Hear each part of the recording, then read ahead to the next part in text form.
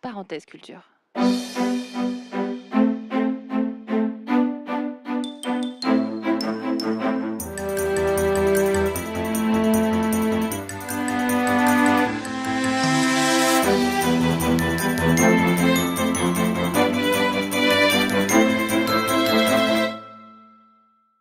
La philosophie n'a quasiment aucun lien avec l'esprit critique, l'argumentation, la réflexion, toute cette sorte de choses dont on parle dans les programmes de terminale. Elle a un rapport, en revanche, avec une question fondamentale, qui est la question de la vie bonne pour les mortels. Et c'est ça que je vais vous raconter ce soir, et puis après on passera, en effet, à des préoccupations plus contemporaines, mais vous verrez que c'est très, très contemporain. Je voudrais commencer par faire une distinction qui est, à mes yeux, la plus importante qui soit, en philosophie, et qui n'est pas souvent faite non plus. On doit être peut-être deux en France à la faire, mon ami André Comte-Sponville et moi, la distinction entre morale et spiritualité. Nos petites existences de mortels, elles s'orientent comme à deux boussoles par rapport à deux sphères de valeurs qu'on confond en permanence et qui n'ont rien à voir entre elles. Il y a d'un côté les valeurs morales et de l'autre côté les valeurs spirituelles, ce qui ne veut pas dire religieuses. Et je voudrais vous en dire quelques mots avant de vous raconter l'histoire d'Ulysse comme une histoire philosophique. Les valeurs morales, c'est quoi ? Dans toutes les grandes morales que je connais, que ce soit celles de Bouddha, celles de Jésus, celles des grands républicains français ou qui vous voudrez d'autres, il y a toujours deux traits caractéristiques. Vous vous conduisez moralement avec vos amis, avec vos camarades, avec vos voisins, avec votre famille, quand, un, vous respectez les autres, respect d'autrui, et quand, deux, si possible, vous ajoutez au respect d'autrui quelque chose comme la gentillesse, la bonté, la bienveillance, si possible, la bienfaisance. La morale, c'est ça, c'est le respect d'autrui plus la bonté. Kouchner et Sœur Emmanuel, si vous voulez, les droits de l'homme plus cette espèce de générosité extraordinaire, d'amour qui débordait de Sœur Emmanuel. Et la morale, c'est toujours ça. Je ne connais pas de morale qui recommande l'irrespect et la violence ou la méchanceté. Respect d'autrui et, encore une fois, générosité, gentillesse, bonté, bienfaisance, peu importe comme vous l'appelez. Et là, vous allez voir immédiatement la différence avec les valeurs spirituelles.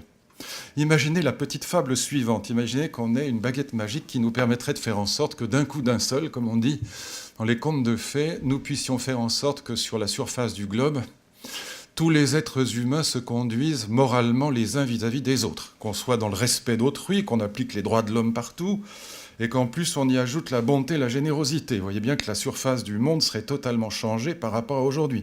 Il n'y aurait plus de guerre, ni en Syrie, ni ailleurs, il n'y aurait plus de génocide, plus de massacres. Il n'y aurait probablement plus de viols, ni de vols, ni d'inégalités sociales et économiques très grandes. On n'aurait plus besoin de prison, on n'aurait plus besoin d'armée, on n'aurait plus besoin de police, ou quasiment pas. Par conséquent, si les gens se conduisaient moralement avec juste ces deux petits traits que je viens d'évoquer, la surface de la planète serait totalement changée. Et là, vous allez voir immédiatement la différence avec ce que j'appelle les valeurs spirituelles. Même si vous étiez très très gentils les uns avec les autres, ça ne vous empêcherait pas de mourir. Vous pouvez être très gentil, vous mourrez quand même. La question de la mort n'est pas une question morale. Ça n'a strictement aucun rapport avec la morale. C'est plein de valeurs, la question de la mort. C'est plein d'affects, c'est plein d'angoisses. Mais vous pouvez, là encore, je le répète, être très gentil, ça ne vous empêchera pas de mourir. La question du deuil de l'être aimé, pas de sa propre mort, mais la mort des gens qu'on aime, qui occupe toutes les grandes religions, y compris les grandes spiritualités laïques comme le bouddhisme. La question de la mort de l'être aimé est une question fondamentale. Là aussi, vous pouvez être très gentil, très respectueux d'autrui, vous pouvez être Kouchner et Sœur Emmanuel réunis, et que le gendarme vous apprenne un soir que votre fils ou votre fille a eu un accident de voiture et qu'il est mort. Ça arrive à tout le monde tous les jours. Pas à tout le monde tous les jours, mais ça arrive tous les jours à potentiellement n'importe qui. Et ça n'a rien à voir avec la morale. Là encore, aucun rapport. Continuons pour énumérer un peu ce qui fait partie du champ des valeurs spirituelles. Eh bien, la question de l'amour, elle n'a qu'un rapport extrêmement ténu avec la question morale. Vous pouvez être un type épatant, ou accessoirement une femme épatante, et être malheureuse ou malheureux en amour. Toute la grande littérature romanesque, depuis la princesse de Clèves, jusqu'à Un amour de Swann de Proust, en passant par le grand livre amoureux de Victor Hugo, qui est Les Travailleurs de la mer, raconte l'histoire de gens épatants moralement, de gens bien, comme on dit, mais malheureux en amour. La logique de l'amour et la logique de la morale sont très divergentes. Et puis évoquons encore quelques autres sujets. Je laisse de côté les âges de la vie, mais j'aurais pu évoquer la question de la vieillesse. Vous pouvez être très gentil, vous prendrez quand même des cheveux blancs, vous les perdrez. Vous aurez le ventre qui va grossir, vous maigrirez et vous courrez moins vite. Tout ça n'a rien à voir avec la morale. La question des âges de la vie n'est pas une question morale. Qu'est-ce qu'on doit faire en fonction de l'âge qu'on a? Ça n'est pas une question morale. Et puis, une dernière question dont on ne parle pas suffisamment et qui est très importante, la question de l'ennui. La question de la banalité de la vie quotidienne. Métro, boulot, dodo. Là encore, ça n'a aucun rapport avec la morale. Vous pouvez être quelqu'un d'épatant moralement et vous ennuyer à mourir, au bureau comme à la maison. Avoir chaque soir la même femme dans le même lit, accessoirement le même homme dans le même lit, avoir chaque jour au bureau les mêmes nez au milieu des mêmes figures, ça peut être fastidieux et ça n'a rien à voir avec la morale. Toutes ces questions, la question de la mort, la question du deuil de l'être aimé, la question de l'ennui, la question de l'amour, la question des âges de la vie, toutes ces questions qui sont en vérité 1000 fois plus investies de valeur dans nos existences que les questions morales. J'ai fait partie pas très longtemps d'ailleurs du comité d'éthique, je m'y ennuyais à mourir, mais je ne me suis jamais réveillé, pour vous faire une confidence, angoissé en pleine nuit, torturé par la question de savoir si on allait pratiquer le tri d'embryons dans les CHU hospitaliers français. Ça peut être intéressant, d'ailleurs, ce sont questions passionnantes intellectuellement, mais ça ne me réveille pas la nuit. En revanche, si vous apprenez que la personne que vous aimez le plus au monde est atteinte d'une maladie incurable, ça va vraiment vous bouffer la rate et vous empêcher de dormir, vous réveiller la nuit et vous préoccuper. D'ailleurs, positivement aussi, si vous êtes folle amoureuse ou fou amoureux de quelqu'un, et ça peut marcher bien de temps en temps, soyons pas pessimistes, mais vous allez y penser sous la douche, dans le métro, dans le train, à votre bureau, en famille, à chaque instant de la journée, ça va vous préoccuper 1 milliard de fois plus que les questions qu'on agite au sein d'un comité d'éthique, par exemple. Eh bien, ces questions, je les appelle spiritualité parce qu'elles relèvent de la vie de l'esprit. On pourrait dire questions existentielles. Elles touchent à une problématique fondamentale des religions comme des grandes philosophies, c'est la problématique de la vie bonne pour les mortels. Qu'est-ce qu'une vie bonne pour ceux qui vont mourir et qui le savent, c'est-à-dire nous? Probablement, pour autant qu'on puisse en juger, les animaux ne savent pas trop qu'ils vont mourir. Nous, en tout cas, nous le savons. Et qu'est-ce qu'on va faire de nos vies entre-temps? Question de la vie bonne pour les mortels. Il y a 2 grandes réponses, et je m'arrêterai là dans les préalables. Il y a des réponses qui passent par Dieu et par la foi, et ça s'appelle les grandes religions. Les grandes religions ne sont rien d'autre que des grandes et magnifiques réponses, souvent d'ailleurs à la question « Qu'est-ce qu'une vie bonne pour les mortels ?» Mais elles y répondent à cette question, encore une fois, par Dieu et par la foi. Et puis vous avez des grandes réponses qui sont laïques, qui ne passent ni par Dieu ni par la foi. J'appelle ça des spiritualités laïques, et tout simplement, ce sont les grandes philosophies. Les grandes philosophies ne sont rien d'autre que cela. Des réponses laïques, non religieuses, c'est-à-dire par soi-même, avec les moyens du bord, si je puis dire, avec la lucidité de la conscience, avec la lucidité de la raison. Réponse à la question « Qu'est-ce qu'une vie bonne pour les mortels ?» Mais encore une fois, sans passer par Dieu et sans passer par la foi. Spiritualité donc laïque, ou philosophie, c'est la même chose. Eh bien, toutes les grandes philosophies, sans aucune exception, sont des grandes réponses à la question « Qu'est-ce qu'une vie bonne pour les mortels ?» Mais encore une fois, elles ne passent ni par Dieu ni par la foi. Alors, il y a un point d'intersection, il y a des philosophies religieuses, il y a des philosophes chrétiens, je laisse ça de côté. Si vous avez envie qu'on en parle dans la conversation tout à l'heure, je le ferai bien volontiers. Mais il y a toujours un moment chez les philosophes chrétiens, ou juifs ou musulmans, mais pour notre tradition, c'est quand même essentiellement le christianisme, il y a toujours un moment où la philosophie fait place à la théologie, où la raison fait place à la foi. Je laisse ça de côté. Spiritualité laïque, et donc la première grande spiritualité laïque, c'est l'Odyssée d'Homère. La première grande spiritualité laïque, c'est-à-dire la matrice de toute l'histoire de la philosophie. Ça va être la matrice non seulement de la philosophie grecque, mais de toute l'histoire de la philosophie. Et ce qui est génial dans l'Odyssée d'Homère, malheureusement, on vous la raconte rarement comme ça, on la raconte la plupart du temps dans des cours de français ou dans des cours d'histoire, c'est-à-dire comme un texte littéraire, comme un récit d'aventure, comme un récit fantastique. En fait, c'est un récit purement philosophique. Et ce qui est magnifique dans l'Odyssée d'Homère, c'est que la philosophie est inscrite dans l'histoire, dans l'épopée d'Ulysse, c'est inscrit dans les aventures d'Ulysse. Mais cette inscription d'une philosophie dans l'épopée n'en est pas moins philosophique pour autant. Je vous raconte donc cette histoire, et comme je vous disais tout à l'heure, je vais commencer absolument à zéro, parce qu'il y en a parmi vous qui connaissent l'Odyssée d'Homère, et puis il y en a parmi vous qui ne la connaissent pas du tout, puis il y en a qui l'ont connue, qui l'ont oubliée, et de toute façon, comme je vais vous la raconter très différemment de ce que vous avez probablement l'habitude d'entendre, je vais reprendre les choses absolument à zéro pour vous donner le sens de cette histoire, qui encore une fois est la première grande réponse non religieuse à la question qu'est-ce qu'une vie bonne pour les mortels. Et vous verrez que cette réponse est très concrète, elle est très précise, elle est très puissante. C'est pas la mienne, je le dis tout de suite, pour qu'il n'y ait pas de malentendu, mais je la trouve quand même grandiose. Ce qui est génial avec l'histoire de la philosophie, c'est qu'on peut habiter les châteaux anciens. Même les philosophies anciennes nous parlent. J'ai des amis qui vivent dans la philosophie grecque, j'ai des amis qui sont thomistes, j'ai des amis qui sont nietzschéens ou kantiens ou heideggeriens.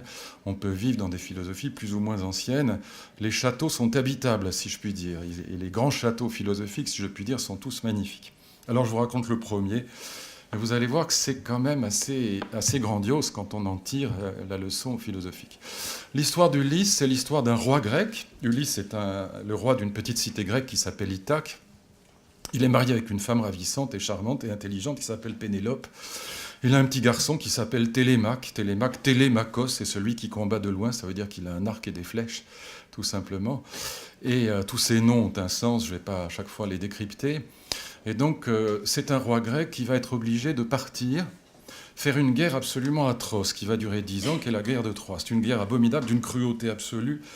Les passages de l'Iliade et de l'Odyssée qui décrivent cette guerre ne sont pas racontables à nos enfants. C'est pourquoi la plupart du temps, on achète des petites versions expurgées. Les supplices infligés aux prisonniers ne sont pas racontables. On les pend par les pieds, on leur arrache tout ce que vous pouvez imaginer. Tout ça est abominable. Et donc, Ulysse, c'est quelqu'un qui va être obligé de partir faire cette guerre atroce. Je vais vous dire pourquoi il est obligé de la faire. Mais on va raconter dans l'Odyssée d'Homère l'aventure d'un roi grec qui va aller, c'est ça le pitch comme dirait l'autre, il va aller de la guerre à la paix, retrouver à Ithaque, ça va durer 20 ans, mais il va finir par revenir chez lui. Il va aller par conséquent de la haine à l'amour, il va retrouver les bras de sa femme, mais pendant 20 ans, il sera hors de ses bras, si je puis dire, hors de son lit nuptial. Il va donc aller de la guerre à la paix, il va aller de la haine à l'amour, il va aller du chaos, le plus grand qui soit, à l'harmonie retrouvée, à Ithaque, quand il y reviendra. Il va aller de l'exil, qui pour les Grecs est la punition la plus épouvantable qui soit, au retour à la maison, au retour dans son palais. Bref, vous voyez toutes ces oppositions. Ulysse, c'est l'histoire de quelqu'un qui va aller de la vie mauvaise à la vie bonne, tout simplement. C'est une quête de la vie bonne, c'est une quête purement philosophique, par un petit mortel qui fait une guerre atroce et qui va essayer désespérément de trouver la vie bonne.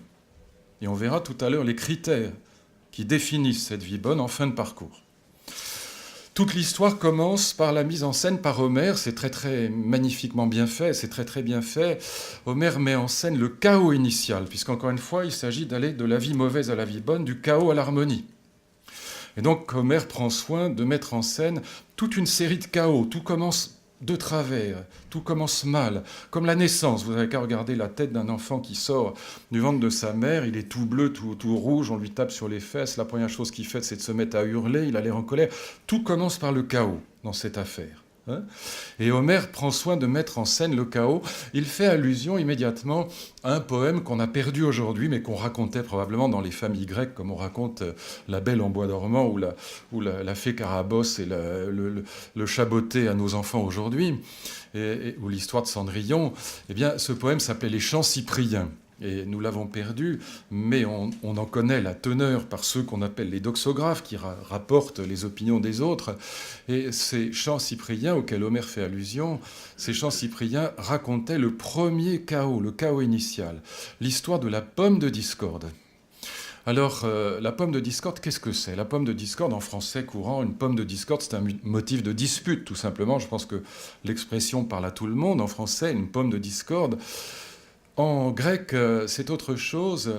La pomme de discorde, c'est un conte de fées, on pourrait dire. C'est un grand mythe qui raconte le premier chaos. Le chaos qui est instauré par une déesse qu'on n'aime pas du tout dans le monde grec, qui s'appelle Eris. Eris, c'est la déesse de la discorde. Eris. Les Grecs entendaient probablement quelque chose de très proche d'Eros, l'amour. On ne se dispute jamais si bien qu'avec les gens qu'on aime, et si possible en famille. C'est là que ça part très vite, que ça flambe. Eris et Eros sont les deux faces d'une même médaille.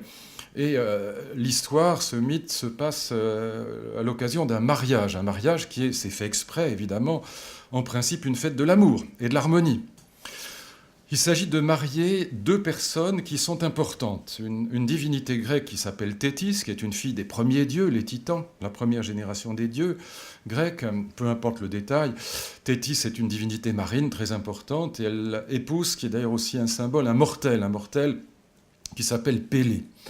Thétis et Pélée vont se marier, et comme Thétis est très importante, encore une fois, elle fait partie de ces dieux qui comptent sur l'Olympe, eh bien, c'est Zeus lui-même, le roi des dieux, qui a organisé le mariage. Et comme on dit, c'est lui qui a lancé les invitations. Donc tout ça se passe sur l'Olympe, c'est donc grandiose, magnifique, c'est une cérémonie absolument sublime, un mariage absolument cérémonieux, harmonieux, épatant. Et évidemment, Zeus a fait exprès, il dit qu'il a oublié, mais en vérité il a fait exprès, de ne pas inviter Eris. Eris, on ne l'invite jamais le jour d'un mariage. La déesse de la discorde, on évite. Évidemment, Eris est vexée et elle s'invite elle-même, bien décidée à remplir son office, c'est-à-dire à jeter la discorde au milieu de l'harmonie, de l'amour, du mariage. Et que fait-elle pour semer la discorde ? Eh bien, elle s'approche de la table autour de laquelle les jeunes gens sont en train de faire la noce, de banqueter, et elle pose sur la table une pomme en or absolument magnifique. Cette pomme en or est sublime. Elle vient d'un jardin magique qui s'appelle le jardin des Hespérides, qui est gardé par un titan qui s'appelle Atlas. Je ferme le tiroir, si je les ouvrais tous, on y serait encore demain matin, parce que toutes ces histoires sont liées entre elles dans la mythologie grecque. Pratiquement, elles se recoupent toutes à un moment ou à un autre, mais je ne vais pas vous faire tous les liens, mais ils sont souvent amusants. Donc la pomme d'Eris, la pomme de discorde, c'est elle, la pomme d'Eris, eh bien, elle est comme un bijou magnifique. Elle semble éclairée de l'intérieur. Elle est un objet de désir violent pour toutes les femmes qui sont là. Et sur la surface de la pomme, qu'Eris pose délicatement au milieu de la table, on peut lire une inscription tout à fait visible. C'est marqué « Pour la plus belle ». Évidemment, toutes les femmes posent la main sur cette pomme et disent d'une seule voix « C'est donc pour moi ». Et elles commencent à se disputer. Eris est ravie. 3 femmes ravissantissimes, sublimes, restent en lice. 3 femmes qui sont toutes les 3 très chères au cœur de Zeus. Il y a sa femme, Héra. Je vous donne les noms en grec et en latin. Héra, c'est Junon, c'est l'impératrice. Elle est évidemment ravissante, comme toutes les déesses grecques d'ailleurs, elles sont toutes très belles. Et puis, il y a sa fille préférée, Athéna.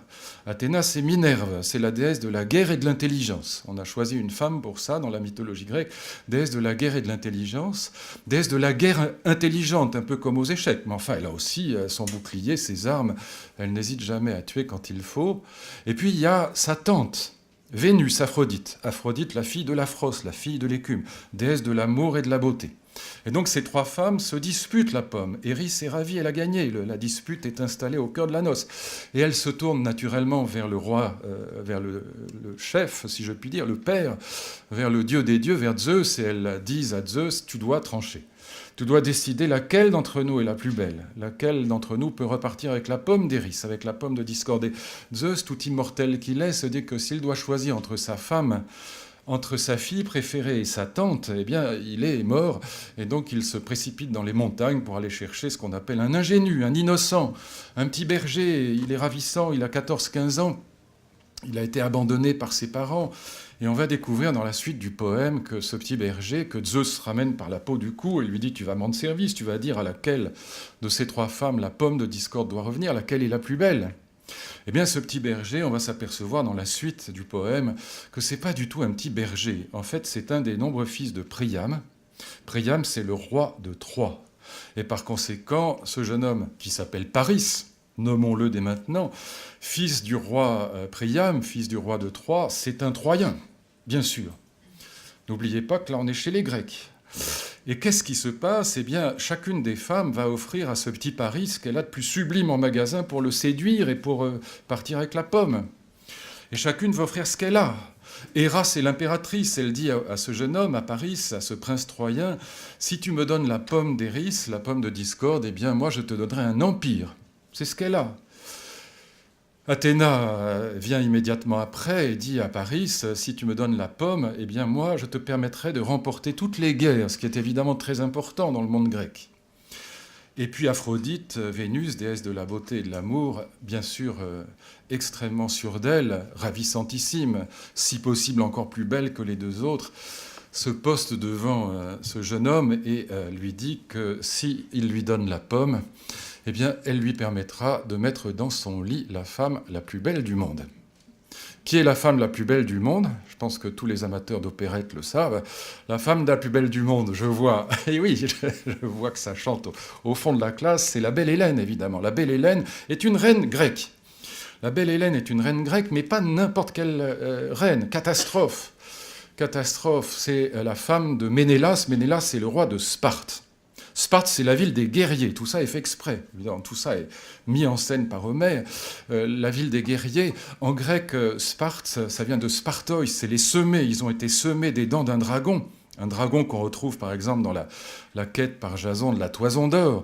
Un dragon qui a été tué par un type qui s'appelle Cadmé, je vais laisser ça de côté. Mais quand on sème les dents de ce dragon, quand on les met en terre, et encore une fois, Spartois, c'est les semés. Ils ont été semés des dents du dragon, poussent immédiatement de la terre des guerriers tout armés, tout casqués, et qui n'ont qu'une seule fonction dans leur vie, c'est la violence, c'est la guerre, le chaos à nouveau. Et donc, la belle Hélène, c'est une reine grecque, mais c'est la reine de la ville des Spartois, des semés, des guerriers, de la violence, par excellence. Et qu'est-ce qui se passe? Alors, je glisse sur les différents épisodes de cette aventure, mais le fait est que le jour où le petit Paris va rencontrer la belle Hélène, muni de ce charme qu'Aphrodite lui a donné, en plus de celui qu'il a naturellement, il a une espèce de filtre d'amour, eh bien, il va évidemment séduire la belle Hélène, il va l'enlever à Ménélas, au roi de Sparte, il va la ramener dans sa ville, à Troie, et c'est comme ça que la guerre entre Troyens et Grecs se déclenche, parce que les rois grecs qui sont solidaires de ce malheureux cocu qu'est Ménélas, eh bien, vont partir faire la guerre à Troie pour récupérer la belle Hélène et la rendre à son mari. C'est ça le premier chaos. Deuxième chaos, le chaos de la guerre. La guerre est atroce, elle dure 10 ans. Je n'y reviens pas. Elle est épouvantable. C'est une guerre à l'arme blanche, il faut voir ce que ça représente. Et puis il y a énormément de morts, il y a des dizaines de milliers de morts, tout ça est abominable, je ne raconte pas la guerre. Troisième chaos, encore une fois, c'est mis en scène volontairement par Homère. Troisième chaos, le massacre des Troyens, qui est excessif. Ils pêchent par ce que les Grecs appellent l'hubris, la démesure dans l'excès de violence. Eh bien, pourquoi ça? Je crois que tout le monde connaît cet épisode-là. C'est le fameux épisode du cheval de Troie. Le malheureux Ulysse est obligé de partir faire cette guerre, comme tous les autres rois grecs. Donc, il participe à cette guerre pendant 10 ans. Et au bout de 10 ans, il va, comme vous le savez, je crois, tous, pour le coup, il va faire gagner la guerre à son camp, c'est-à-dire celui des Grecs, en faisant rentrer par une ruse que je ne raconte pas dans la ville de Troie une immense statue de cheval en bois dont les flancs sont remplis de soldats grecs qui la nuit vont sortir par une petite trappe qui est à l'avant du cheval et ils vont massacrer les Troyens pendant la nuit. Les Troyens qui pensaient avoir gagné la guerre parce que les bateaux grecs étaient partis, le cheval rentre dans la ville, ils font rentrer eux-mêmes le cheval dans la ville. En fait, les Grecs n'étaient pas du tout partis, les Grecs étaient là, ils étaient dans le cheval et ils massacrent les Troyens. Massacre qui pêche encore une fois par hubris, par démesure, par folie meurtrière. On éventre les femmes, on les égorge, on les viole jusque sur le temple, le parvis du temple d'Athéna, et même Athéna qui a soutenu les Grecs. Elle a soutenu les Grecs parce que Paris, Troyen, lui a pas donné la pomme, donc elle a choisi l'autre camp, évidemment. Eh bien, même Athéna est quand même scandalisée par le chaos que représente ce massacre des Troyens par les Grecs. Encore une fois, un massacre excessif, trop violent, trop sanglant, trop cruel. Enfin, je ne vais pas le raconter, mais on démembre les enfants de 5 ans. Enfin, tout ça est absolument abominable. Dans le texte, c'est un vrai film d'horreur, hein, si je puis dire. Eh bien, vous voyez, vous avez 3 chaos. Hein, le chaos de la pomme de discorde, le chaos de la guerre, le chaos du massacre des Troyens. Mais le malheureux Ulysse, il a enfin gagné cette guerre. Et vous imaginez bien qu'il n'a qu'une idée en tête. Encore une fois, le fil conducteur, c'est comment aller de la vie mauvaise à la vie bonne, du chaos à l'harmonie, de la haine à l'amour. Il n'a évidemment, une fois que la guerre est remportée par les Grecs, par son camp, il n'a qu'une idée, c'est rentrer chez lui, retourner à Ithaque et retrouver les bras de sa femme et retrouver son petit garçon Télémaque et son palais. Il va pourtant mettre encore 10 ans pour rentrer chez lui. La guerre a duré 10 ans, le voyage d'Ulysse va durer 10 ans. Pourquoi 10 ans encore pour rentrer chez lui? D'abord parce que les dieux vont punir les Grecs à cause de la démesure de ce massacre des Troyens, mais surtout parce que sur le chemin du retour, ça aussi c'est peut-être l'épisode le plus connu avec le cheval de Troie, Ulysse s'arrête avec ses marins pour faire eau et pour reprendre des vivres sur une petite île. Et cette île est hélas pour lui peuplée par d'immondes cyclopes, qui sont des géants abominables avec un seul œil au milieu du front. Et parmi ces cyclopes, je passe l'histoire, il y en a un qui s'appelle Polyphème. Et ce Polyphème, qui est extrêmement peu sympathique, qui bouffe les marins d'Ulysse après leur avoir cassé la tête sur le sol, eh bien, ce Polyphème, il se trouve pas de chance que c'est un des nombreux fils de Poséidon. Poséidon, c'est le dieu de la mer, un dieu très peu sympathique, c'est un dieu extrêmement violent, un dieu extrêmement vindicatif et teigneux. Et donc, quand Ulysse va crever l'œil du cyclope Polyphème pour s'en débarrasser, ça va lui permettre d'échapper à son triste sort, eh bien, il crève l'œil du cyclope Polyphème avec un pieu brûlant. Enfin, tout ça est aussi très sadique, très cruel et abominable. Mais enfin, une fois qu'il lui a crevé l'œil, eh bien, il s'enfuit avec ses marins, il remonte sur son bateau, il essaye de retrouver la direction d'Ithaque, de Pénélope, de retrouver la vie bonne. Mais Polyphème, le fils de Poséidon, à l'œil crevé, implore son père et lui dit « Venge-moi ». Et c'est la règle dans toutes les sociétés traditionnelles, en Grèce comme ailleurs, on doit venger ses enfants quand quelqu'un leur a fait du mal.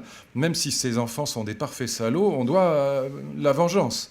Et donc, que va faire Poséidon pour venger Polyphème, son fils? Eh bien, il ne peut pas tuer Ulysse. En plus, ce n'est pas suffisant. Ce n'est pas une punition suffisante.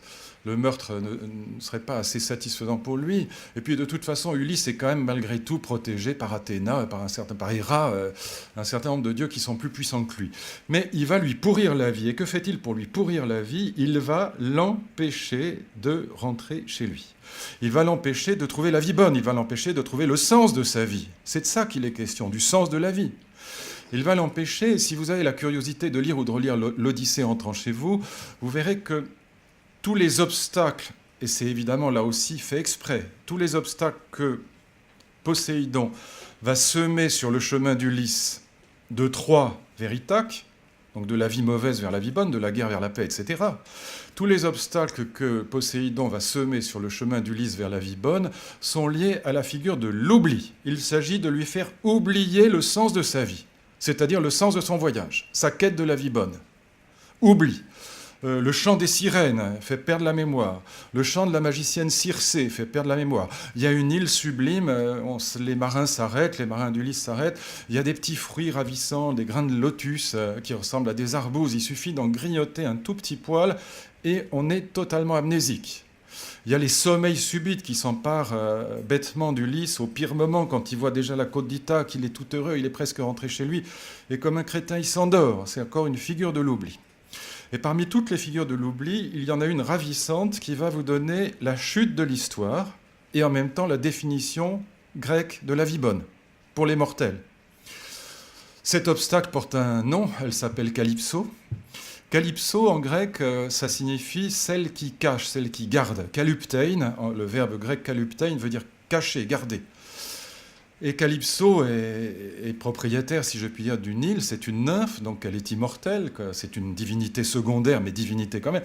Comme toutes les divinités grecques, elle est absolument sublime. L'île de Calypso est décrite par Homère comme un véritable paradis. C'est une merveille. Imaginez, une île grecque, imaginez Patmos ou Santorin avant les touristes. Et c'est un paradis sur terre. Il y a des langoustes, des cochons gras, des petits agneaux. Et évidemment, dès que... Non, c'est pas évident, remarque, parce que je ne vous ai pas dit pourquoi. Mais enfin, c'est comme ça... On va zapper un peu les détails, mais dès qu'Ulysse pose le pied sur l'île de Calypso, Calypso tombe raide, folle, amoureuse de lui. Elle tombe raide dingue d'Ulysse. Il faudrait que je vous dise pourquoi Ulysse séduit toutes les femmes et d'ailleurs aussi tous les hommes, mais je laisse ça de côté. La séduction d'Ulysse, ce serait un autre exposé. Mais en tout cas, ce qui est clair, c'est que Calypso décide de garder, cacher Kaluptein, Ulysse sur son île. Île paradisiaque, elle-même est sublimissime, c'est un canon atomique, elle passe son temps à coucher avec Ulysse, ils font l'amour du matin jusqu'au soir, il y a autour d'eux des nymphètes secondaires ou tertiaires qui s'occupent de rendre la vie des deux amants absolument douce et délicieuse, tout ça encore une fois sur une île grecque magnifique, ça dure 7 ans, c'est le plus gros obstacle. Et chaque soir, et Homère prend soin de dire, Calypso faisait tout pour faire oublier Ithaque et Pénélope à Ulysse, toujours la figure de l'oubli. Et chaque soir, Ulysse n'a pas oublié son destin, ou plutôt le sens de sa vie, le sens de son voyage. Il va s'asseoir sur un rocher au bord de la mer. Il s'assied sur un rocher et il pleure toutes les larmes de son corps. Il n'a pas oublié le sens de sa vie, le sens de son voyage. Il n'a pas oublié Ithaque.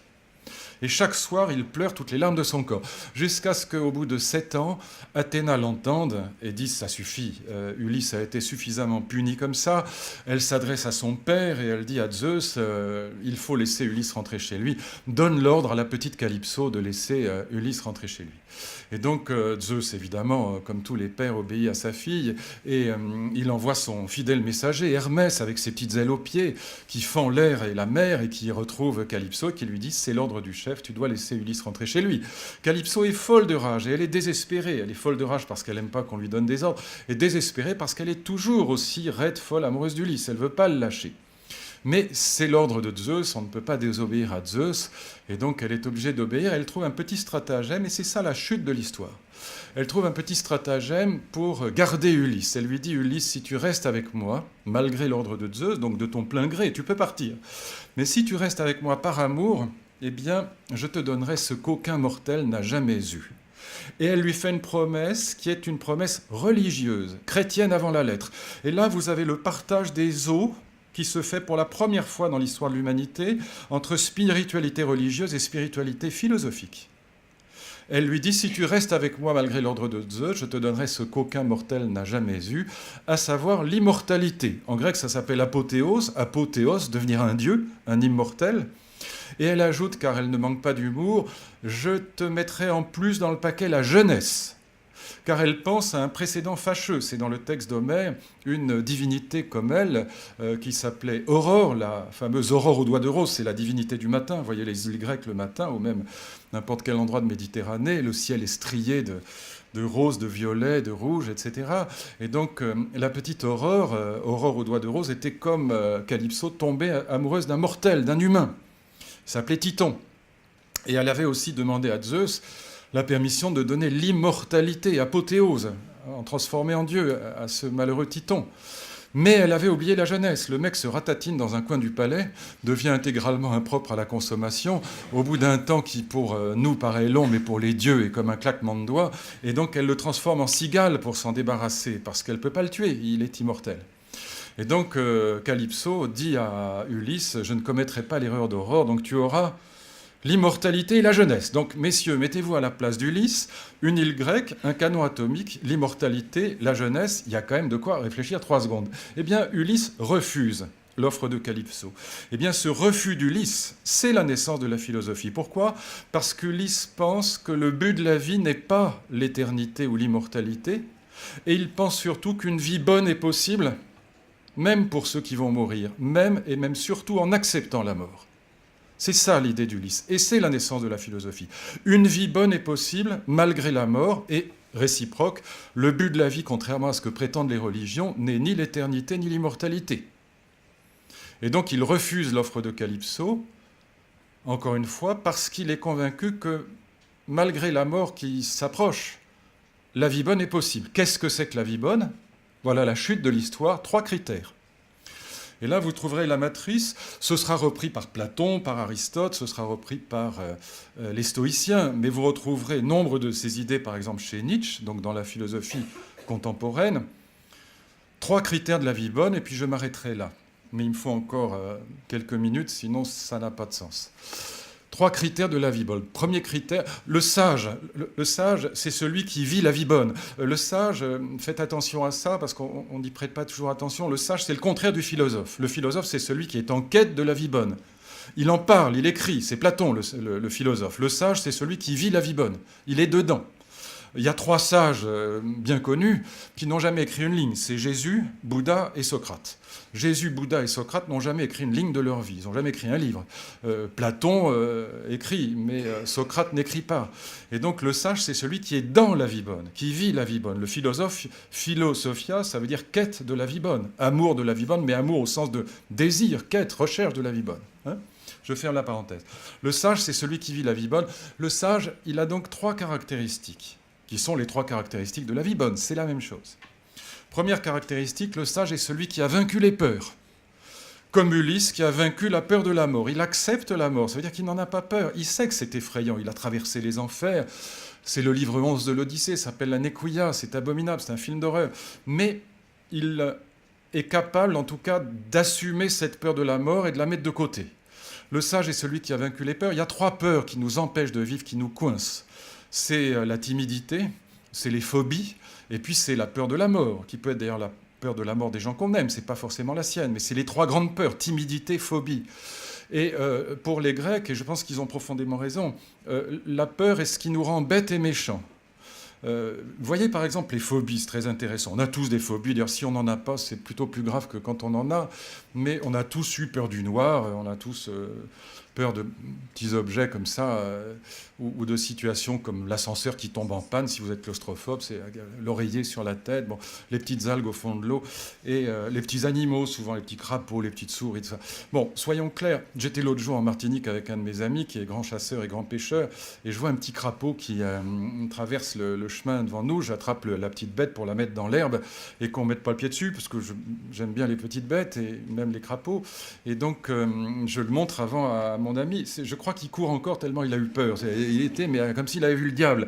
Alors que, et c'est pareil, si vous avez peur des souris, souvent chez les femmes, eh bien la souris, soyons clairs, la souris tue assez peu chaque année. C'est pas le requin blanc à l'île de la Réunion. Et donc, cela dit par plaisanterie, mais pour que vous compreniez que la peur nous rend bêtes et méchants. C'est-à-dire qu'on ne pense plus qu'à soi et à sauver sa peau. Et en même temps, on a peur pour des raisons qui sont parfois parfaitement stupides. La peur nous coince, nous rétrécit. Le sage, premier critère de la vie bonne, est celui qui parvient à penser librement et à aimer. Intelligence et amour, pensée libre et amour, voilà le premier critère de la sagesse, c'est-à-dire le contraire de la peur. Nous sommes aujourd'hui dans une société de la peur. Nous avons peur de tout, du sexe, de l'alcool, du tabac, de la vitesse, des côtes de bœuf, des volailles, des nanotechnologies, des micro-ondes, du réchauffement climatique, de mon vieil ami Claude Allègre et de 1000 choses encore. On est dans une société de la peur qui est le contraire absolu. Le principe de précaution est le principe le plus absurde qui soit.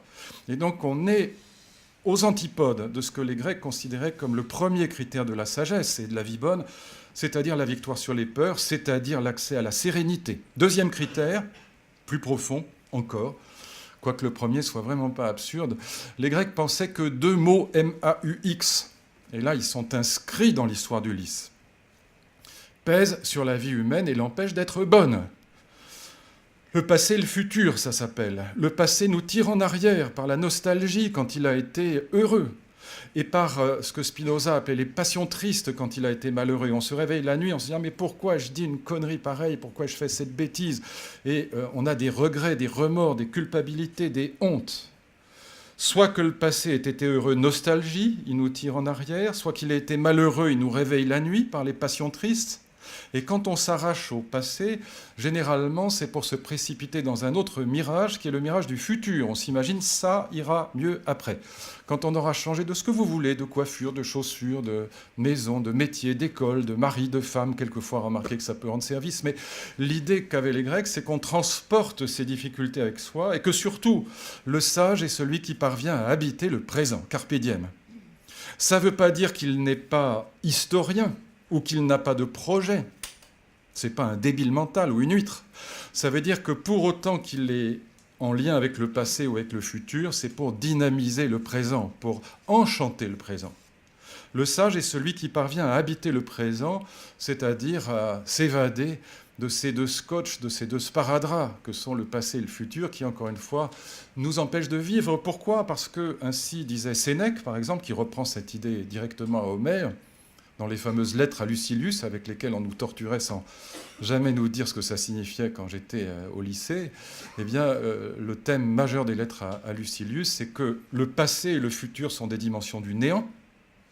Le passé n'est plus, le futur n'est pas encore, ce sont des ne plus, des ne pas, on entend la négation. Seul le présent est, et nous n'y sommes jamais. Voilà l'idée. Carpe diem. Et Sénèque ajoutait cette phrase superbe, il disait « À force de vivre dans la nostalgie ou dans l'espoir, nous manquons de vivre ». Philosophie absolument antichrétienne. Un grec dirait « N'entrez pas dans l'espérance », contrairement à Jean-Paul II. Vous voyez la différence si je caricature un peu. Puis dernier trait avec lequel je m'arrêterai, les Grecs pensaient que le monde, l'univers, ce qu'ils appelaient le cosmos. Cosmos en grec, ça désigne un ordre harmonieux, juste, beau et bon. Le cosmos, c'est l'univers tout entier. Les Grecs pensaient que l'univers tout entier, ça donnait le mot cosmétique en français, par exemple. Cosmétique, c'est l'art du maquillage qui permet de cacher ce qui est disharmonieux dans un visage et de mettre en valeur ce qui est harmonieux. Cosmos, c'est un ordre harmonieux. Et les Grecs pensaient que le cosmos tout entier est exactement à l'image de ce que je vois un biologiste quand il ouvre le ventre d'un lapin ou d'une souris. Qu'est-ce qu'il voit? Non pas un chaos, mais un cosmos, un ordre harmonieux, un système organisé, un organisme vivant merveilleusement bien fait. Même une petite souris, c'est mieux fait qu'un ordinateur ultra puissant. L'idée, c'est que le cosmos tout entier est un ordre, et voyez ce qui accompagne cette idée, c'est que chacun d'entre nous a sa place dans cet ordre cosmique. Chacun d'entre nous a sa place, exactement comme un organe a sa place dans un organisme. L'histoire d'Ulysse, c'est l'histoire de quelqu'un qui a été déplacé, ça s'appelle katastrophé en grec, déplacé de sa place, de son lieu naturel. Et comme un petit chien ou un petit chat qu'on a perdu sur l'autoroute et qui va faire 150 km pour retrouver sa maison, eh bien, Ulysse va passer 20 ans pour retrouver la place perdue dans l'ordre cosmique. Et comme les Grecs pensaient que l'univers est éternel, une fois qu'il est installé par Zeus, il est éternel, eh bien, lorsque Ulysse s'ajuste à l'ordre cosmique, il devient un fragment d'éternité. Il devient un fragment d'éternité puisqu'il devient un fragment du cosmos, une fois qu'il est ajusté comme un luthier ajuste les 120 petites pièces qui forment un violon, mais l'âme du violon, la petite barrette de bois qui relie le dos et le ventre du violon. Eh bien, il comprend qu'il est un fragment d'éternité, un fragment de l'ordre cosmique, c'est un mysticisme cosmique d'une certaine manière, et par conséquent, il comprend que la mort n'est rien pour lui, ou simplement une transition. Il y aura, voyez, ces 3 critères de la sagesse, vaincre les peurs, habiter le présent, et s'ajuster à sa place dans le monde, à trouver sa place dans le monde. Alors on pourrait évidemment broder métaphoriquement bien longtemps sur ces 3 critères. Je vous les indique simplement comme ça au passage pour vous donner une idée. Eh bien, tout au long de l'histoire de la philosophie, ça servira de matrice, ce qui ne veut pas dire qu'il n'y aura pas d'autres réponses. Il y aura 4 autres grandes réponses à cette question de la vie bonne pour les mortels. Donc ne pensez pas que c'est la mienne. J'adore les Grecs, mais je ne suis pas grec du tout. Il y aura 4 autres réponses magnifiques à cette question. Qu'est-ce qu'une vie bonne pour les mortels? C'est tout l'objet de l'histoire de la philosophie et de la philosophie contemporaine, parce que je pense qu'il y a aussi une réponse contemporaine dont je vous ferai part plus tard. Donc ces grandes réponses, eh bien, je vous les raconterai au fil de ces petites leçons, si je peux employer un vieux mot, de vieux professeurs. Je vous les raconterai donc au fil des prochaines séances ou des prochaines leçons. Merci de votre attention.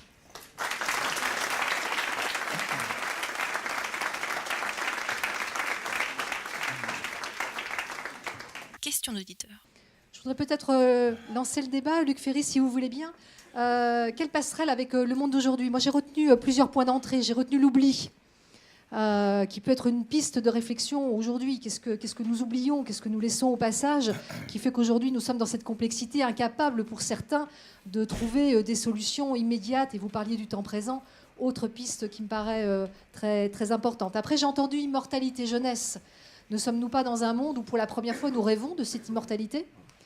J'ai envie de vous poser cette question-là. Et puis, la peur. Alors, bien sûr, vous nous l'avez décrite de façon amusante. On a peur de tout, effectivement.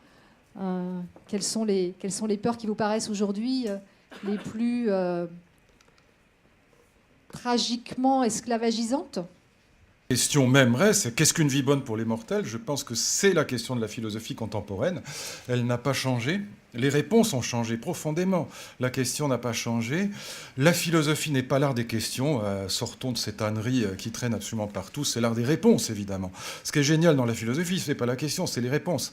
La question, elle est très banale. C'est qu'est-ce qu'une vie bonne pour les mortels? Il n'y a rien de plus banal que la question. Ce qui est grandiose, c'est les réponses qui sont apportées au fil de l'histoire. Et donc, cette première réponse, elle nous parle encore. Vous voyez, même si nous ne sommes plus dans le monde grec, par exemple, vous le disiez très bien, très justement, vaincre les peur, ça peut rester un thème d'aujourd'hui. Habiter le présent, ça peut rester un thème pour aujourd'hui. Ne pas être constamment dans la précipitation, dans la folie du temps qui passe, dans les projets qui vous aveuglent et qui vous bouffent l'existence. On se retrouve vieux avant d'avoir vécu. Eh bien, tout ça peut nous parler aujourd'hui. Je vous disais tout à l'heure que ces châteaux anciens sont encore habitables. Moi, j'ai des amis qui sont totalement grecs, qui vivent dans cette Odyssée d'Homère encore aujourd'hui. C'est tout à fait faisable. De même qu'on peut être chrétien, par exemple. Et Dieu sait que le Christ, c'est ancien aussi. On peut être chrétien, on peut être juif, on peut être musulman au sens religieux du terme. On peut vivre dans des mondes anciens. Ça nous parle encore. Et donc, dans ce que je vous ai raconté là, encore une fois, c'est pas du tout ma réponse à moi, mais ce qui est grandiose dans l'histoire de la philosophie, c'est exactement comme dans l'histoire de l'art, et c'est le contraire de l'histoire des sciences. Dans l'histoire des sciences, quand une science est dépassée, comme par exemple la biologie de Descartes qui est complètement délirante, ou la physique de Descartes, la théorie des tourbillons qui est complètement grotesque, il n'en reste rien aujourd'hui. Moi, j'ai passé ma licence sur la physique de Descartes. Bon, pour un érudit à la Sorbonne, ça peut être amusant, mais ça n'a aucun intérêt. C'est complètement stupide en plus. C'est vraiment, Descartes n'est pas un grand scientifique en plus. Mais c'est complètement passé.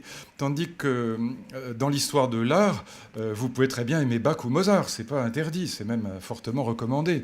Et donc, encore aujourd'hui, Bach et Mozart sont joués dans le monde entier, au fin fond de la Chine, au Japon, en Russie. Tout le monde joue encore des concertos de Bach ou de Mozart. L'histoire de la philosophie, c'est la même chose. Vous pouvez habiter les mondes anciens.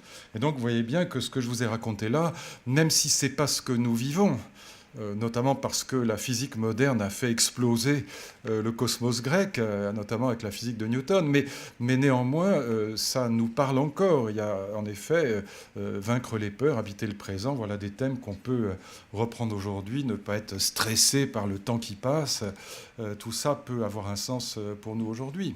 Hein, mais encore une fois, ce n'est pas ce château-là que j'habite. Je vous dirai lequel j'habite. Il est encore plus beau, mais bon, il est un peu plus moderne. Voilà. Alors, vous habitez un château. Qu'habitez-vous, vous? Et qui d'entre vous a envie de prendre sa part dans cet échange sous forme de questions? Oui, allez-y, au fond de la classe, là, si je peux me permettre.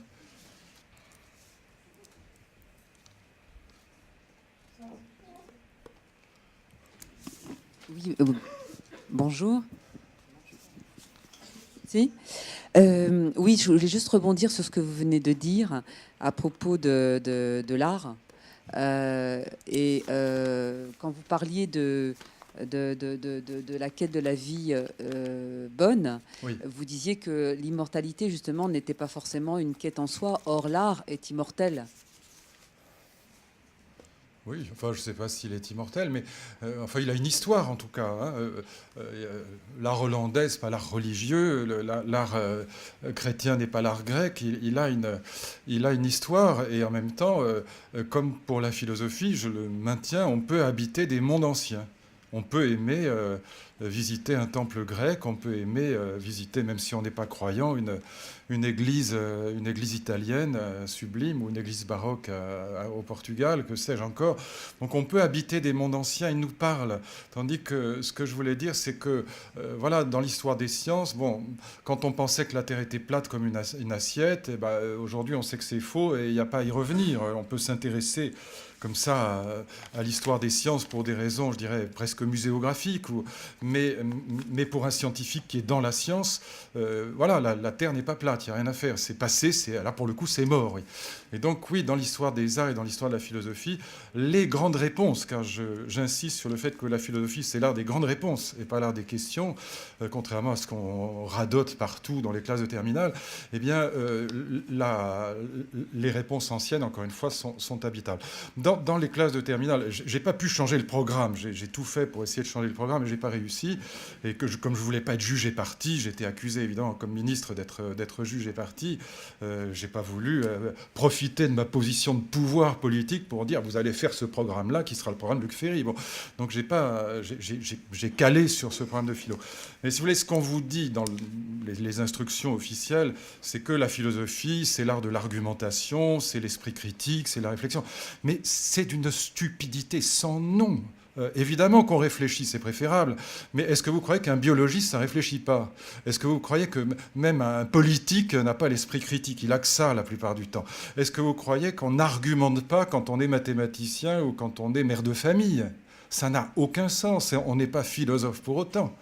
La philosophie, bien sûr que les philosophes argumentent, discutent, ont l'esprit critique, tout ça, tant mieux. Mais c'est absolument pas spécifique à la philosophie. Tout le monde a l'esprit critique aujourd'hui, c'est le lieu commun. Tout le monde essaye d'argumenter du mieux qu'il peut. Voilà, les journalistes, les scientifiques, les politiques argumentent, ont l'esprit critique, en tout cas ils essayent de l'avoir. Et donc le philosophe n'a aucun privilège par rapport à ça. Et la question philosophique, c'est pas la question de la réflexion critique ou argumentative, c'est la question de la vie bonne pour les mortels. Et comme je vous disais tout à l'heure, il y a en gros 3 autres grandes réponses que je vous indique quand même en une seconde pour que ce ne soit pas trop sec. Il y aura une réponse qui émergera après la période chrétienne au XVIIIe siècle avec l'émergence de l'histoire. On a sauvé sa vie, on a justifié sa vie au sens théologique du terme, rendu juste.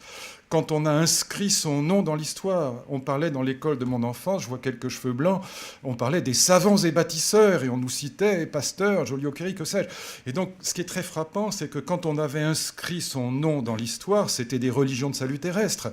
On accédait à une espèce d'éternité, ne serait-ce que par le fait qu'on vous faisait rentrer au Panthéon ou qu'on gravait votre nom dans la pierre au fronton des édifices publics. C'était une forme d'éternité.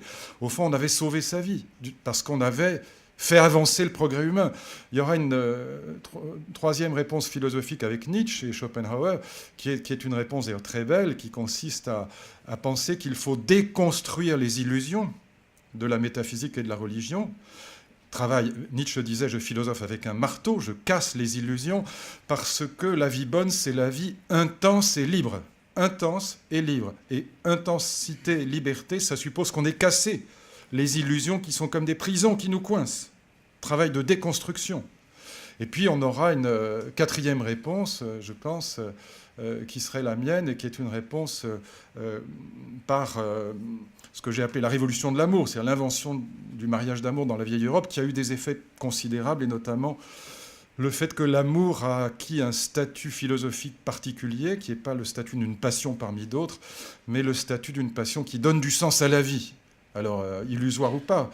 Mais voilà, les grandes réponses qui vont se succéder au fil de l'histoire et qui sont évidemment toutes passionnantes, géniales, grandioses, et qui mobilisent pas simplement un philosophe, mais la plupart du temps tout un cortège de philosophes, comme par exemple dans la philosophie grecque, il y aura Platon, Aristote, les stoïciens, Homère d'abord, mais au fond ils vont communier, malgré leurs divergences de vues parfois, ils vont communier dans cette matrice que leur a léguée Homère. De la même manière, il y aura des grandes divergences entre les philosophes du XVIIIe, XIXe siècle, mais ils communieront tous, malgré tout, dans l'idée d'histoire, qui va être le point commun dans cette période. Et puis de la même manière, vous voyez bien que dans la période contemporaine, que ce soit dans l'art contemporain ou dans la philosophie contemporaine, ce qu'on appelait les philosophes du soupçon, on est rentré dans une période qui est celle de la déconstruction des illusions, que ce soit avec Freud, avec Marx, avec Nietzsche, avec Schopenhauer. On est rentré dans une période de philosophie au marteau, ce que Ricoeur appelait les philosophies des soupçons. Donc vous voyez, là, on est dans une... je ne sais pas si l'art est immortel, la philosophie immortelle, mais en tout cas, en ce sens-là, je vous rejoindrai volontiers, on peut dire que ça ne passe pas, qu'on peut habiter les mondes anciens. Et que c'est la différence avec l'histoire des sciences. Vous n'habitez pas la physique de Descartes ou de Ptolémée, c'est fini, vous ne pouvez pas vivre dedans. D'ailleurs, si vous vouliez faire partir une fusée avec, elle n'irait pas très loin. Une autre question? Oui. Oui, je vous en prie, jeune homme. Est-ce qu'il y a un... Ah, allez-y. Un autre... Oui. Allez-y. Oui, il est là, ce jeune homme avec un sublime truc noir et rouge. Je vais vous répondre plus brièvement, là, mais c'est plus parce qu'il fallait que je complète un peu le propos, sinon.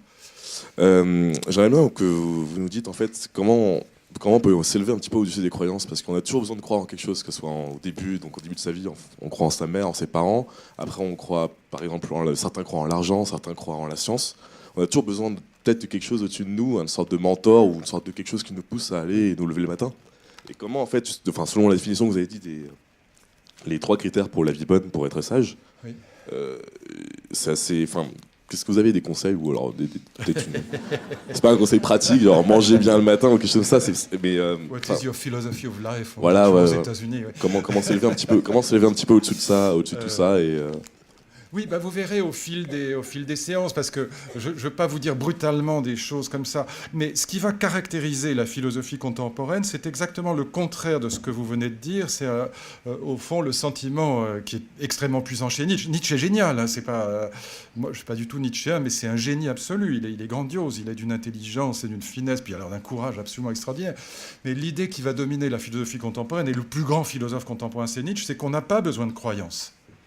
C'est ça, justement, la philosophie du soupçon, c'est que, comment dire, on a inventé, c'est ce que Nietzsche appelle le nihilisme, on a inventé le ciel. Pourquoi il appelle ça le nihilisme? Les croyances, il les appelle toutes nihilistes, parce que, dit-il, on a inventé le ciel pour nier la terre, pour dire la terre ne vaut rien.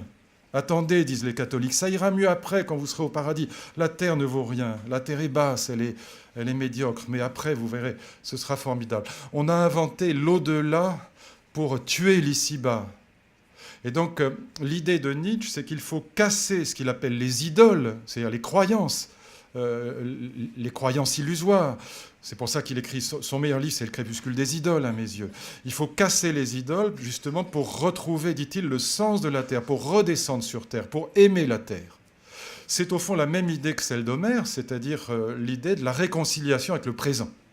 L'idée de Nietzsche, c'est que les grands idéaux de la religion, mais aussi bien de la métaphysique platonicienne, c'est la même. Le christianisme, disait-il, c'est du platonisme pour le peuple. L'invention du monde suprasensible, du monde intelligible, l'invention du paradis, etc. Comme disait Pierre Dac, je préfère le vin d'ici à l'au-delà. Bon, c'est une formule tout à fait nietzschéenne, même si elle fait rire. Hein. C'est tout à fait ça. C'est l'idée, même si je le formule là sous forme d'une blague bête, mais c'est l'idée qu'il faut casser les idoles parce qu'elles nous empêchent de vivre au présent. C'est ce que Nietzsche appelait amor fati. Le fin mot de ma philosophie, dit-il, c'est l'amor fati. C'est l'amour du fatum. Le fatum, c'est ce qui est là, simplement. C'est l'amour de son sort, mais pas au sens, comment dire, d'une destinée mahométaine, si je puis dire, pour parler comme Spinoza, mais au sens de ce qui est là, simplement, la réconciliation avec le présent. Je ne suis pas nietzschéen, mais je suis honnête. Et donc, quand je vous présenterai les grands philosophes, je vous présenterai toujours ces grands philosophes sous leur meilleur jour, c'est-à-dire sur ce que je trouve génial chez eux. Hein. Un peu, c'est comme ça, moi, mes filles m'avaient demandé un jour, en fait, c'est... Voilà, si tu devais nous dire pourquoi, qu'est-ce que tu gardes de Descartes ou de Schopenhauer ou de Nietzsche, voilà, c'est ça qui m'intéresse, c'est de vous faire passer les 10 idées absolument géniales chez Nietzsche ou chez Schopenhauer ou chez Descartes. Bon, voilà, chez Nietzsche, l'idée géniale, c'est qu'on n'a pas besoin de croyances, voilà, et qu'on peut vivre sur Terre. Voilà, et qu'on peut vivre, et que, encore une fois, l'au-delà nous empêche de goûter l'ici-bas. Voilà, le ciel nous empêche de goûter la terre. Il faut cesser de blasphémer contre la terre, dit-il. Hein, et donc, c'est juste pour vous faire observer qu'on n'est pas forcé d'être d'accord avec l'idée qu'on a besoin de croyances. Non. Nietzsche dirait, on n'a pas besoin de croyances. Au contraire, les croyances nous empêchent de vivre. On n'a pas besoin de transcendance. Je ne suis pas nietzschéen, mais je trouve que ce moment nietzschéen est absolument indispensable à la réflexion contemporaine. Je suis post-nietzschéen, je vous dirai pourquoi, mais pas anti-nietzschéen. Finalement, je regrette d'avoir écrit un livre qui était assez agressif contre Nietzsche, mais c'était pas Nietzsche que je visais Foucault, Deleuze, mais peu importe.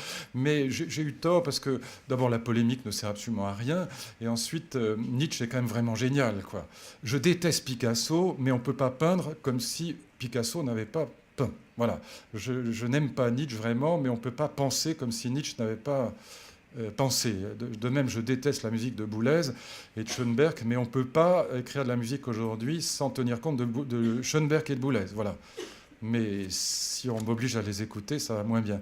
Mais je sais que ça existe et qu'il y a là une recherche qui a été très importante. Donc, ne pensez pas comme ça qu'on est obligé de croire. Il y a tout un pan de la philosophie qui pense le contraire. Une autre question? Oui, vas-y. Alors, allez-y, puisqu'il n'y a pas d'autres... Vous allez, je ne sais pas si le livre est sorti, je crois, Le Cardinal et philosophe, oui, justement, je viens de publier ça, oui. avec le cardinal Ravasi. Okay, vous avez un petit peu établi une dualité aujourd'hui entre la spiritualité et justement la réflexion laïque et philosophe.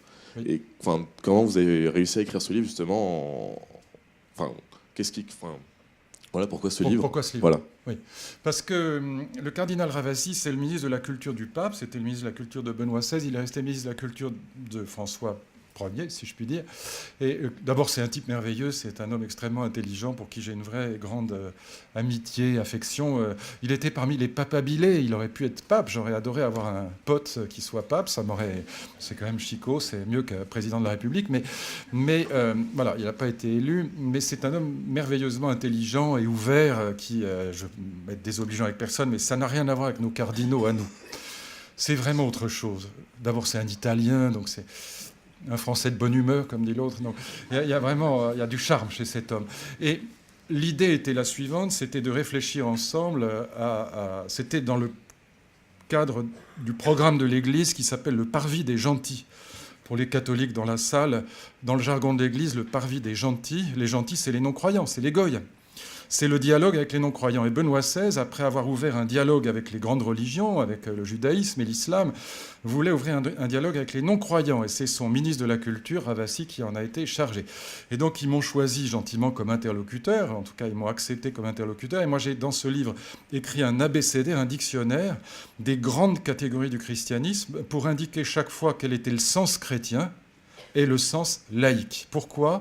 Parce que je pense que contrairement à l'image qu'on a façonnée par l'histoire, et notamment par les souvenirs de la Révolution française, par les souvenirs des massacres de septembre, si ça vous dit quelque chose, les septembriseurs, 1792, c'est l'affaire des prêtres réfractaires, on leur demande de signer la constitution civile du clergé, beaucoup vont être massacrés parmi ceux qui ont refusé de signer. Et donc on a cette histoire de l'anticléricalisme tout au long du XIXe siècle qui fait qu'on se dit, bon, religion et république, c'est complètement séparé. Erreur totale. La religion chrétienne a préformé la République jusqu'au cœur de l'école républicaine. Les peut mieux faire, les bonnets d'âne, les bons points, tout ça vient de la religion chrétienne de manière extrêmement puissante. Et ce que j'ai voulu montrer dans ce livre, la théologie du diable aussi, très intéressante, passionnante, théologie de l'amour évidemment, ce que j'ai voulu montrer dans ce livre, pour ce qui était ma partie à moi, c'est comment toutes les grandes catégories de la pensée chrétienne avaient deux visages, un visage religieux et un visage spiritualité laïque. Je vous donne juste un exemple pour que ce soit parlant. Dans la parabole des talents, si ça vous dit quelque chose, c'est l'histoire d'un maître qui part faire un voyage et il convoque ses 3 serviteurs, il donne 5 talentas. Les talentas, c'est des pièces d'argent à l'époque. Il donne 5 talentas à son premier serviteur, 2 au second et 1 au troisième. Il fait le voyage, il fait les comptes en rentrant, je vous fais l'histoire courte, et le premier serviteur a multiplié les talents par 2, il rend 10 talents à son maître. Il a eu 5, il rend 10. Le deuxième serviteur a eu 2 talents, il rend 4, même proportion. Et le troisième serviteur a eu peur, il a enterré le talent, et il le rend intact. Et le maître l'insulte et le chasse de son palais. Que signifie la parabole des talents ? Elle signifie la sortie du monde aristocratique et l'entrée dans la méritocratie républicaine, dans l'école des bons points et des peut mieux faire. Pourquoi ? Parce que la parabole des talents, elle signifie ceci, c'est que la dignité d'un être humain ne dépend pas du nombre de talents qu'il a reçus au départ. Ça, c'est l'aristocratie. Eugénisme, au sens étymologique, c'est l'idée qu'on est aristocrate par nature. Il y a une hiérarchie naturelle des êtres. Les bons en haut, les mauvais au milieu ou en bas. Eh bien, l'idée chrétienne, c'est que ce qui compte, c'est pas ce qu'on a reçu au départ, mais c'est ce qu'on en fait. Non pas la nature, mais la liberté et le travail. D'où le peut mieux faire des instituteurs ou professeurs de notre enfance. On avait en 68 offert un tampon peut mieux faire à nos professeurs pour qu'ils puissent remplir le carnet scolaire plus vite, puisque c'était la formule canonique. Tous les professeurs disaient peut mieux faire. Bon, qu'est-ce que ça voulait dire ce peut mieux faire ? Que le hussard de la République, qui bouffe du curé tous les matins, sans le savoir, est un héritier de la parabole des talents. Pourquoi ? Parce qu'il préfère un élève peu doué, pas aristocrate, mais travailleur, à l'élève qui a des facilités, c'est-à-dire l'aristocrate, mais qui ne fout rien. Juste un petit détail pour vous montrer à quel point c'est profond et historiquement bourré de ramifications. Les premiers qui vont travailler dans l'histoire de l'Europe, de leurs mains, dans les couches élevées de la population, au Moyen-Âge. Qui c'est ? Réponse, les moines. Les moines, c'est les lettrés, ils lisent le latin et le grec. En tout cas, le latin à coup sûr. Et souvent le grec, c'est les copistes. Eh bien, dans les monastères, on va en accord avec la parabole des talents. On va être obligé de travailler de ses mains dans les monastères. Et ça va nous valoir des inventions grandioses dans l'histoire de France et dans l'histoire de l'Europe, qui portent le nom, la chartreuse, le cointreau, la bénédictine, le champagne, dom Pérignon, le confidois, les confitures, les conserves, parce qu'on est obligé dans les monastères de travailler de ses mains. C'est pas pour rien que la bénédictine et la chartreuse s'appellent bénédictine et chartreuse. Les premiers à travailler de leurs mains, l'aristocrate jusqu'à la Révolution française va se définir comme celui qui ne travaille pas. Il fait la guerre, il médite, il ripaille, mais il ne travaille pas. Un aristocrate ne travaille pas. Quand l'aristocrate va commencer à travailler, c'est le déclin de l'aristocratie, c'est la mort. Aujourd'hui, un être humain qui ne travaille pas n'est pas simplement un homme pauvre parce qu'il n'a pas de revenus, c'est un pauvre homme parce qu'il ne se cultive pas. Et il ne transforme pas le monde. Vous voyez comment, juste comme ça, je vous tire un tout petit fil, on peut, en prenant les grandes catégories, les grandes paraboles de l'Évangile, on peut en trouver une version sécularisée, même paradoxalement anticléricale. L'école de la République est très anticléricale pendant longtemps, mais donc Camillo et Pépone sont très proches. Pagnol, l'instituteur et le curé sont très proches, évidemment. Et donc c'est cette continuité que je voulais mettre en évidence, bien que je ne sois évidemment pas croyant. Voilà, mes amis. Bien, écoutez, rendez-vous, sauf s'il y a une toute dernière question. Il y avait une velléité de question là? Oui? Non? Vous avez le droit encore, et sinon, j'ai la langue qui gonfle. Et... Vous avez esquissé un geste. Allez-y, boire madame. un petit verre, mais... Allez-y. Une dernière? Une dernière, madame, Une je vous en dernière prie. pour clore. Avec grand plaisir. Puis j'essaierai d'être plus bref, mais ces fils sont longs. Si Je vous en j'étais prie. impertinente et que je vous donnais un sujet de bac sur une belle vie et Oui. le sens du beau dans la vie de l'homme. Alors, moi, je pense qu'il y a, si vous voulez, ce que Pascal appelait des ordres du réel, qui sont incommensurables. La morale est au-dessus du droit. Je pense qu'au-dessus de la morale, et vous avez bien compris la distinction que j'ai faite entre spiritualité et morale. Je pense qu'au-dessus du droit, il y a la morale. Je pense qu'au-dessus de la morale, la première forme de spiritualité, c'est l'esthétique, c'est le sens du beau. Voilà. Et simplement, je pense qu'au-dessus du beau, il y a encore autre chose. Mais là, on pourrait en discuter longuement. C'est d'ailleurs l'objet d'une discussion absolument passionnée et passionnante dans les années 1790 au Stift de Tübingen entre Hölderlin, Hegel et Schelling. Est-ce que le fin mot, le stade suprême de la spiritualité, est-ce que c'est l'esthétique ou est-ce que c'est la religion ? Moi, je dirais tout simplement que c'est l'amour. Voilà, je pense que l'amour a acquis un statut particulier, spirituel, et qu'il donne du sens à nos vies. Mais je pense que juste avant, il y a l'esthétique. Et je pense que je ne pourrais pas vivre dans un monde sans beauté. Voilà, je crèverais si je n'étais pas dans... Voilà, et notamment la musique. Et bon, j'ai beaucoup d'amis musiciens, j'ai vécu pendant des années avec une pianiste, et j'ai toujours vu que... Ils étaient quand même tous des grands barjots spiritualistes, ils étaient tous... Il y a toujours un lien avec le divin, même s'ils ne sont pas croyants. Et très souvent, ils sont croyants. Mais il y a toujours un... Pourquoi ? Parce que la musique, c'est un cosmos. C'est un ordre juste, harmonieux, beau et bon, et ça vous emmène vers quelque chose qui est de l'ordre du divin. Je ne crois pas en Dieu, mais je crois beaucoup au divin. Voilà. Et je crois beaucoup à la transcendance, en quoi je ne suis pas nietzschéen. Moi, je pense qu'il y a une transcendance dans l'art, que l'art vous emmène ailleurs, et que quand je joue une suite de Bach avec mon violoncelle, même mal, je vais dans un monde qui est au-delà du monde quotidien. Et je pense que l'amour nous emmène aussi dans un univers qui est un univers de transcendance, et que la meilleure preuve en est, c'est que pour les gens que nous aimons, nous serions prêts à risquer nos vies et peut-être même à les donner. En tout cas, vous n'avez pas encore d'enfants, mais quand on a des enfants, il n'y a pas d'hésitation. On n'aurait aucune hésitation d'une seconde à mourir pour eux. Et vous savez pourquoi je vous dis ça ? C'est pas du tout pour faire du pathétique, ça rien de pathétique, pas du tout ça.